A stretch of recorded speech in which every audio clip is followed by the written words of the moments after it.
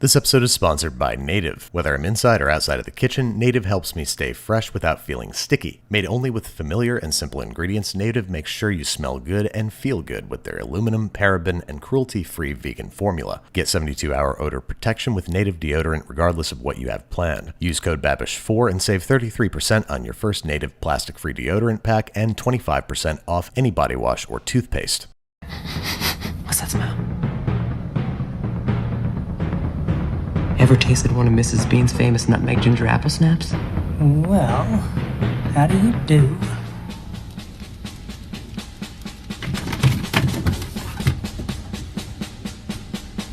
They are still warm.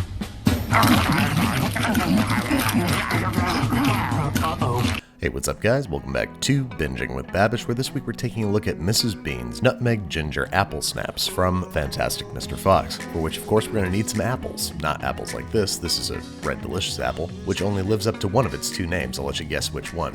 That would have been cool.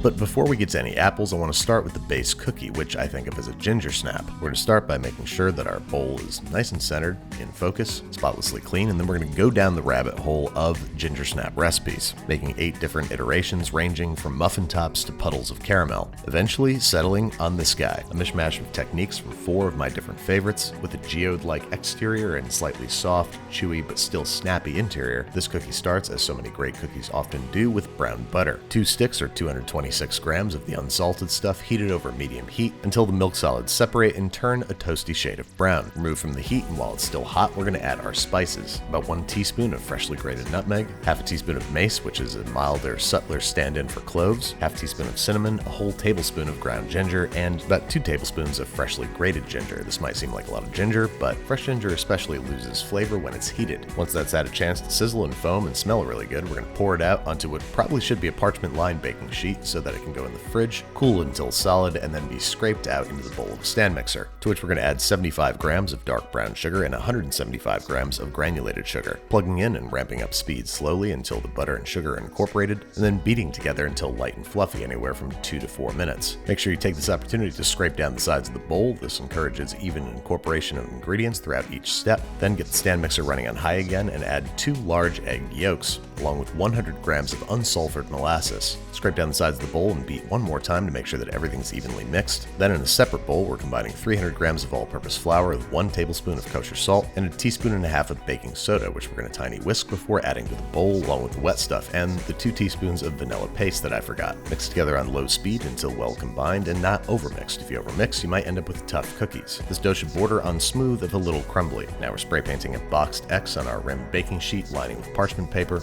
and begin doling out into rolled balls, ranging anywhere from 30 to 60 grams, depending on how big you want your cookies. I need big old cookies to support my apple slices, so I'm going for the full 60. Which once formed into a ball, I'm going to give a toss in granulated sugar before baking 14 to 17 minutes at 325 degrees Fahrenheit, letting cool on the sheet for about 5 minutes or until solid enough to be safely scooped onto an awaiting wire rack for complete cooling. And then once completely cooled, there you have it, my very best ginger snap effort. Crazy flavorful, delightfully chewy, and still snappy. Next we face the problem of the apple, and as you can see, I stayed up late trying to bake apples on top of cookies. And if you want proof that it's late and I'm alone in the studio going crazy, there you go. Just placing the apples on top of the cookies as they baked yielded a flabby, half-baked apple chip, and incorporating any caramel or wash caused the cookies to deteriorate while they were baking. So instead, I started by making candied apple chips. So I have here 200 grams of sugar along with 2 tablespoons of corn syrup and 100 milliliters of apple cider that I'm bringing to a boil before adding some thin apple slices, which I'm going to cook together over medium heat, gently flipping the apple slices as necessary until the sugar mixture reaches 300 degrees Fahrenheit, or the very beginning of the hard crack stage, leaving us with candy caramel apple slices that we can then place over the top of each cookie. Once the apples have cooled for about 5 minutes, you can start pressing them down so that they better adhere to the cookie. And then in the movie, said apple snaps were dusted with powdered sugar. I wasn't crazy about how this looked, so I remelted the sugar on the actual apple, more like the food styling Mr. Fox. And there you have it, nutmeg ginger apple snaps, or the best ginger snaps I've ever had in my life, with a caramel apple glued on top, and one that's probably just as dangerous as the real thing for your dental work. Either way, I'd recommend just sticking with the original ginger snap, or maybe making your candied apples ahead of time, chopping them up very fine and adding them to the dough.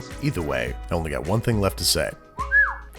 Thank you to Native for sponsoring today's episode. Native now offers not only deodorant, but also body washes and toothpaste to help take care of all of your hygienic needs. Take care of yourself with Native's 100% plastic-free, more sustainable packaging. Choose from a variety of scents like my personal favorites, cucumber mint and powdered cotton. Head to the link in my description and use code BABISH4 to get your first Native plastic-free deodorant pack for $24, normally $39, and additional savings on body wash and toothpaste.